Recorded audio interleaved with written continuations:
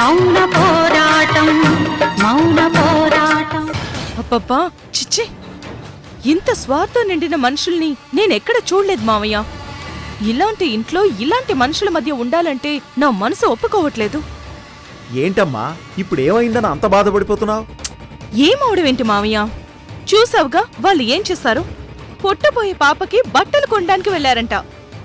అది కడుపుతో ఉన్న అవంతి. పుట్టబోయే పాప తండ్రి వెళ్లారు. అది సరిపోదన్నట్టు ఆ తండ్రి వాళ్ళ అమ్మగారిని కూడా తీసుకువెళ్లాడంట. అసలు ఆ పాపకి డ్రెస్సులు ఏముంటాయని సెలక్షన్ చేయడానికి ఇంతమంది వెళ్లారు. ఏముంటాయి, ఏ జుబ్బాలు చిన్న చిన్న బనీల్లో ఉంటాయి అంతే కదా. వాటి కోసం ముగ్గురు వెళ్లడం ఏంటి?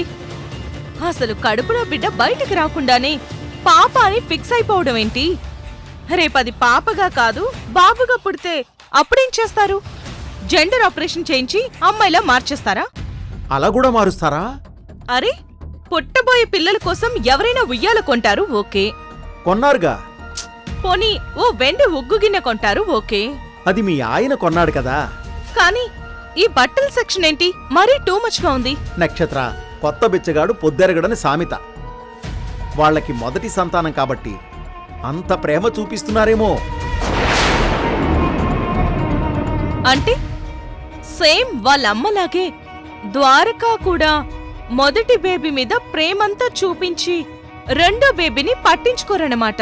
అదేంటి అంటే దుర్గగారు ద్వారక్ని మురారిని వేరువేరుగా చూస్తోందా?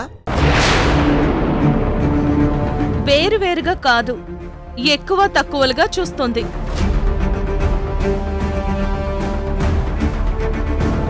ద్వారక అంటే పూర్తి ఇష్టం, మురారి అంటే ఇష్టం ఉన్నట్టు నటన. నక్షత్ర,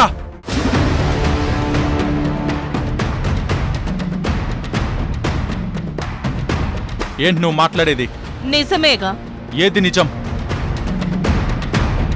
మా అమ్మ నన్ను మా అన్నయ్యని ఎక్కువ తక్కువగా చూస్తుందా? కాక సమానంగా చూస్తుందా?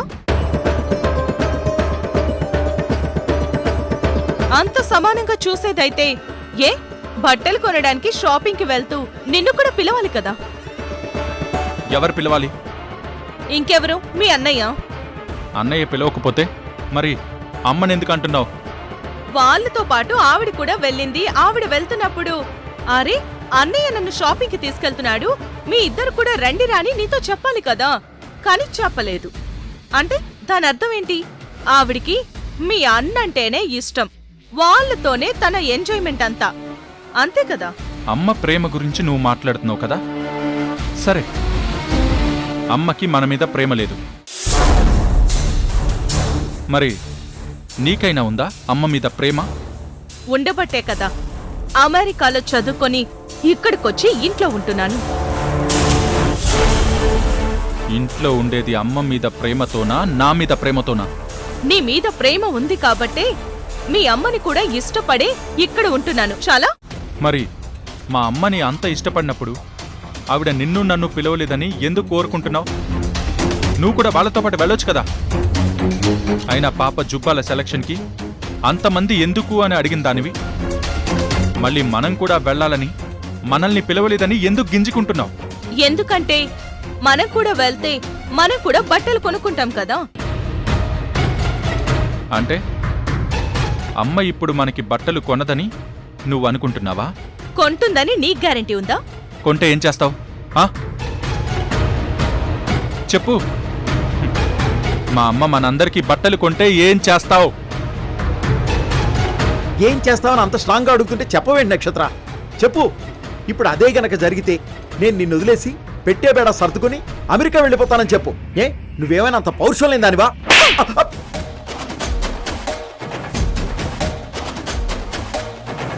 నువ్వు కూడానా? నా మొగుడి నుంచి నన్ను విడిపోమని చెప్పడానికి నువ్వెవరు?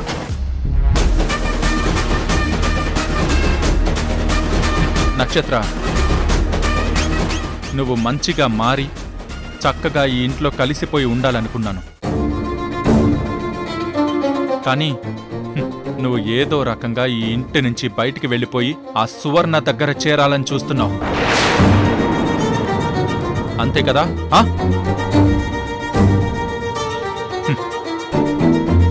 నీ మాటల వెనుక మర్మం నాకు తెలియదనుకుంటున్నావా? నీకు మళ్ళీ ఆ సువర్ణ చెప్పుడు మాటలు బాగా చెప్పినట్టుంది.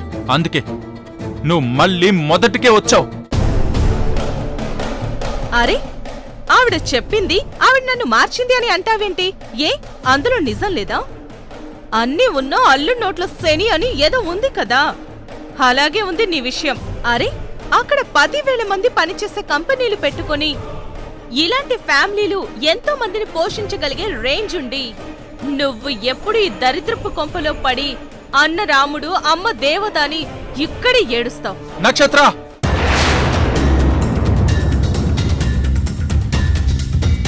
ఛ! నువ్వు మారవ్. నిజంగా ప్రేమ ఏది, దుర్మార్గం ఏది అనేది నీ జన్మలో తెలుసుకోలేవు. నీకు ఇదే చెప్తున్నా నక్షత్ర, నువ్వు మళ్ళీ ఇంకోసారి ఈ ఇంటిని, అమ్మని, అన్నయ్యని ఏమైనా అన్నావంటే నువ్వు అమెరికా వెళ్ళడం కాదు, నేనే నిన్ను మెడపట్టి బయటికి గెంటేస్తాను. అప్పుడు నువ్వు ఎక్కడికి వెళ్ళాలనుకుంటే అక్కడికి వెళ్ళిపో. నీకు ఎవరు ఎన్ని నూరిపోసినా నా అన్న నాకు రాముడే, మా అమ్మ నాకు దేవతే.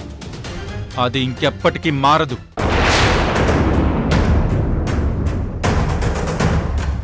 ఒక్కసారి నీ మాటలు విని నేను చెడుగా మారింది చాలు. ఇంకా దేవుడే వచ్చి చెప్పినా నేను మారను. అరే, ఆ సువర్ణ చేసిన దుర్మార్గాలన్నీ కళ్ళ ముందే కనపడుతుంటే నువ్వు ఆవిడ్ని వెనకేసుకొస్తున్నావంటే ఛ! అసలు నీలాంటి దాన్ని ప్రాణంగా ప్రేమించి చాలా పెద్ద తప్పు చేశాను. మురరి, ప్లీజ్ నువ్వలా మాట్లాడకు. నేను నిన్ను ప్రాణం కంటే ఎక్కువగా ప్రేమించాను. నువ్విలా మాట్లాడితే తట్టుకోలేను. నీకు నిజంగానే నా మీద అంత ప్రేమే ఉంటే నువ్వు ఆ సువర్ణ మాటలు వినడం మానేసేయ్. మా అమ్మ ప్రేమను అర్థం చేసుకో, మా ఇంటిని అర్థం చేసుకో.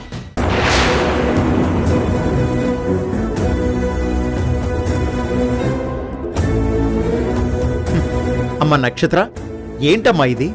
నువ్వేదో కోరుకుని ఈ డ్రామా మొదలు పెడితే ఎటో ఎటో తిరిగి ఇలా ఎండైందేంటమ్మా?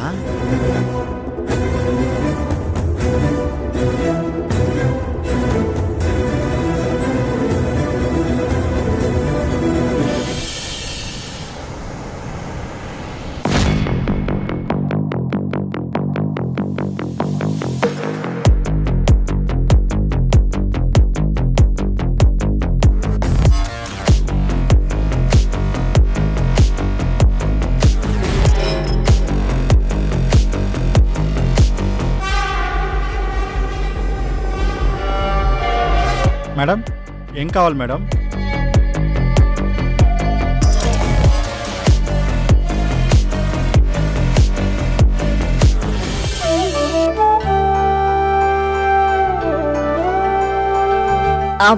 అత్తయ్య పద, మనం లోపలికెళ్ళి డ్రెస్ సెలెక్ట్ చేద్దాం. ద్వారకా డబ్బులు ఇచ్చేసి వస్తాడు. సరే పద. ద్వారకా, అమ్మా, మేం బట్టలు చూస్తూ ఉంటాం, నువ్వురా. అలాగే అమ్మా. పద అవంతి. పద.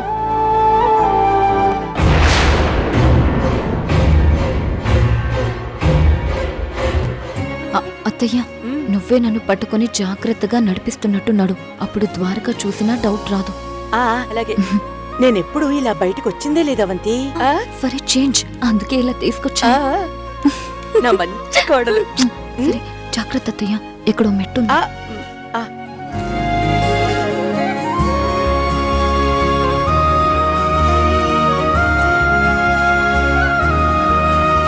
ఏదో ప్రాబ్లం ఉన్నట్టుగా ఉంది. ఒకసారి చెక్ చేయి ఏదైనా.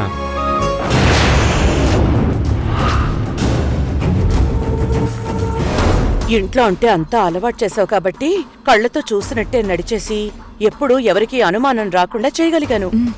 ఇక్కడ ఏది ఎక్కడో ఉంటుందో, ఏది తగిలి కింద పడతానో తెలీదు. ఏ చిన్న తప్పు జరిగినా ద్వారక పసిగట్టేస్తాడు. అత్తయ్య, ఇక్కడ నేను ఉంటాను కదా, ఏదోలాగా మేనేజ్ చేస్తాను. ఎలా చేస్తావు? ద్వారకొచ్చి అమ్మా నన్ను ఈ డ్రెస్ ఎలా ఉంది అని అడిగితే నేనెలా సమాధానం చెప్పాలి? నన్ను ఆ పక్కనున్న డ్రెస్ ఇవ్వమ్మా అంటే, పోనీ నువ్వే డ్రెస్ సెలెక్ట్ చేయమ్మా అంటే నేనేమైపోవాలి?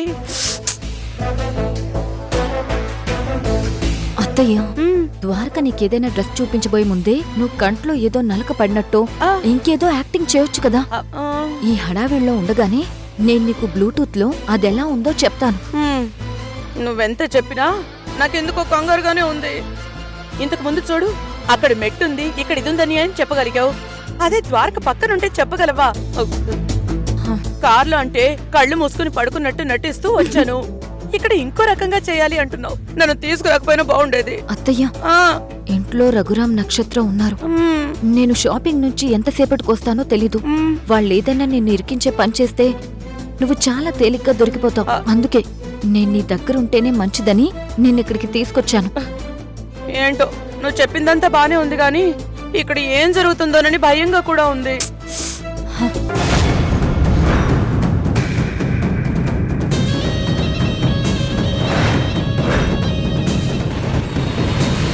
ఉండత్తయ్య, అమ్మ, మేడం ఏం కావాలి? అది baby dresses and clothes. First floor madam, అదిగో అక్కడ లిఫ్ట్ ఉంది, అందులో వెళ్ళండి. Thank you, thank you. Thank you, thank you. అత్తయ్య, పద. నీ నెంబర్ చెప్పు ఒకసారి.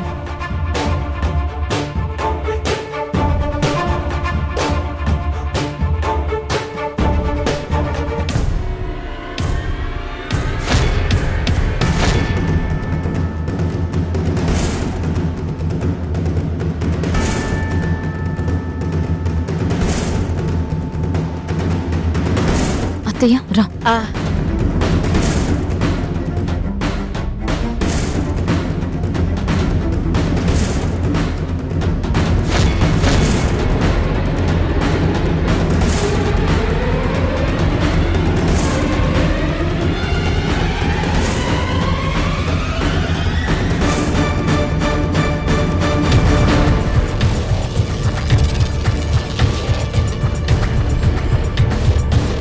అత్తయ్య, ఎక్కడున్నాయి? ఇటు రండి. అత్తయ్య, ఇటు రండి. ఇక్కడ కూర్చో. ఇక్కడ అమ్మయ్యా. చెప్పండి మేడం, ఎవరికి డ్రెస్? పుట్టబోయే పాపకి. పుట్టబోయే పాప కంటే పుట్టాక వేసే డ్రెస్సులుంటాయి. అదేనమ్మా, పుట్టాకే వేస్తాం, పుట్టకుండా ఎలా వేస్తాం? అవే చూపించండి. అలాగే మేడం. అవంతి, నువ్వు కూడా కూర్చో. నేను కూర్చుంటాను అత్తయ్య.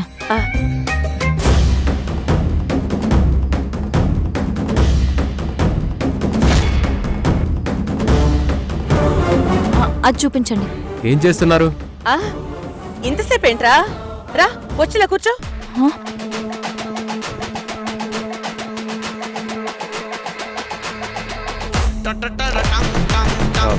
ఇక్కడేం లేదు కదమ్మా.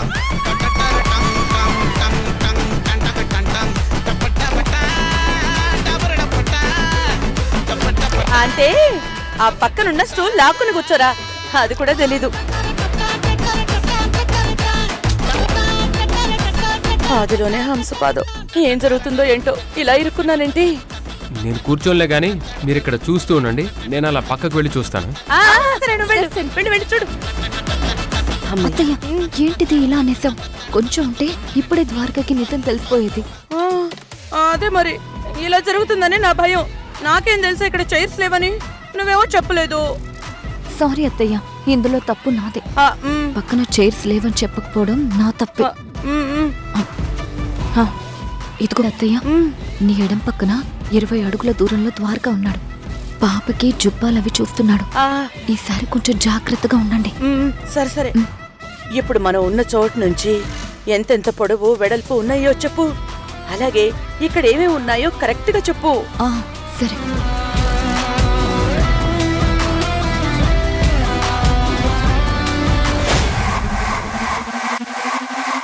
అర్థమైంది అత్తయ్య? అర్థమైంది.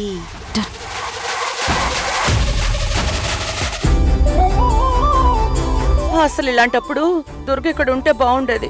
చక్కగా ఈ పని అయ్యేంత వరకు తనని మీతో పాటు ఉండమని చెప్పి పని అయిపోగానే నేను మీతో కలిసి ఇంటికి వచ్చేదాన్ని.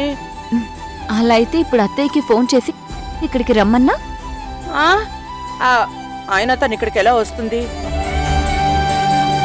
ఒకవేళ తను ఇక్కడికి వచ్చినా సమస్యే.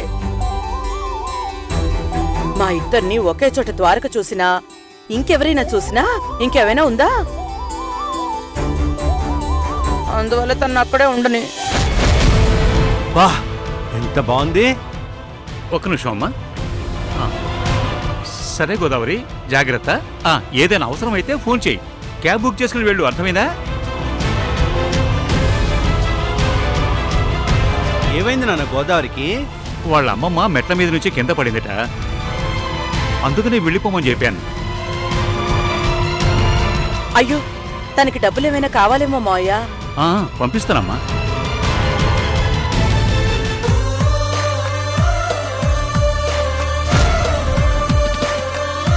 అబ్బబ్బబ్బా, ఎంత పెద్ద షాపు!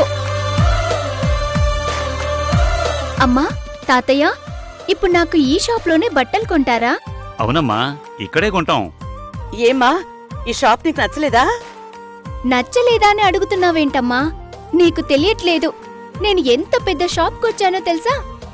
నాకింత పెద్ద షాప్లో బట్టలు కొంటారా? పదండి, త్వరగా లోపలికి పదండి. లోపల ఎన్ని బట్టలుంటాయో చూడాలి. సౌందర్య ఆగు, లోపలికి వెళ్తే తప్పిపోతావు. వెళ్ళిపోకు, మీ అమ్మని తాతని రానివ్వు. సౌందర్య, సౌందర్య. నాన్న జాగ్రత్త. ఏమండి? చూసావమ్మా ఎంత అమాయకంగా ఉన్నారో నా కొడుకు, నా మనవరాలు. 18 ఏళ్ల పిల్ల జీవితంలో మొదటిసారి ఇల్లు దాటి బయటకొచ్చారు. నిజంగా తనకి ప్రతిదీ అద్భుతంగానే కనబడుతుంది కదా. ఈ అద్భుతాన్ని చూసి సంతోషపడుతున్న తనని చూసి సంతోషపడాలో, ఇన్నేళ్లు ఈ సంతోషాల్ని పొందలేకపోయినందుకు బాధపడాలో తెలియటం లేదమ్మా.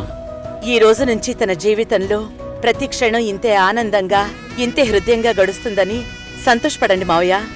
నిజంగా నీలాంటి మనిషి ప్రతి ఒక్కరి జీవితంలో ఒక కూతురుగానో, తల్లిగానో, చెల్లిగానో, అక్కగానో, స్నేహితురాలుగానో ఉంటే అందరూ ఎంతో పాజిటివ్ థింకింగ్తో ఉంటారమ్మా. సరే సరే, పదండి. లోపలికి వెళ్తే నిజంగానే వాళ్ళు తప్పిపోతారు. అలాగే పదమ్మా.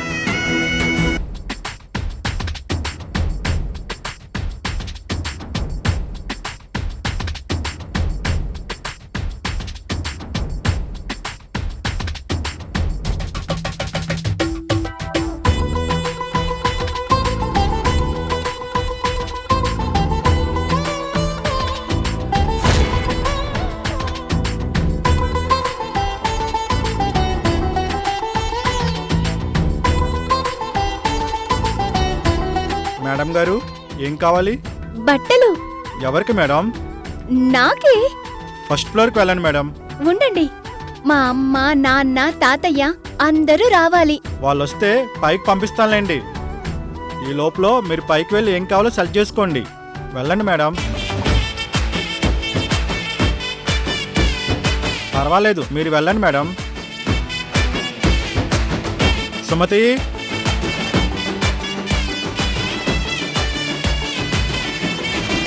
చెప్పండి సార్. మేడం గారిని ఫస్ట్ ఫ్లోర్కి తీసుకెళ్ళు. సరే సార్. మేడం, పదండి మేడం.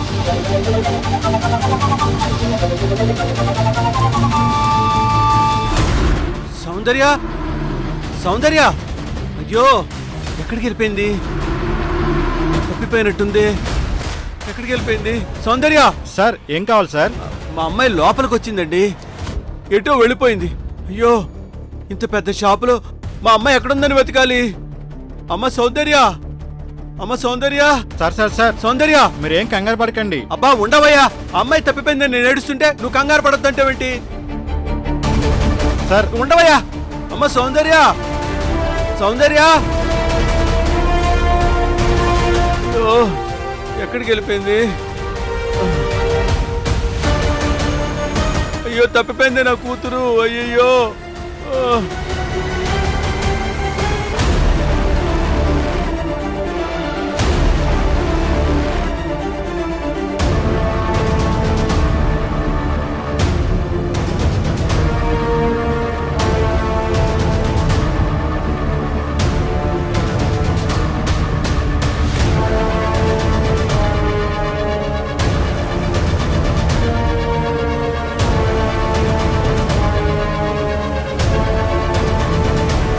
నానా, నానా, మరి అది ఏమైందిరా? ఎందుకంత కంగారుగా ఉన్నావు? నానా, సౌందర్య తప్పిపోయింది నానా. జానకి, మన అమ్మాయి తప్పిపోయింది. అయ్యో పాప ఎక్కడికి వెళ్తండి, మీరేం కంగారు పడకండి. మావయ్య ఇక్కడ ఎవరినైనా అడగండి, చెప్తారు.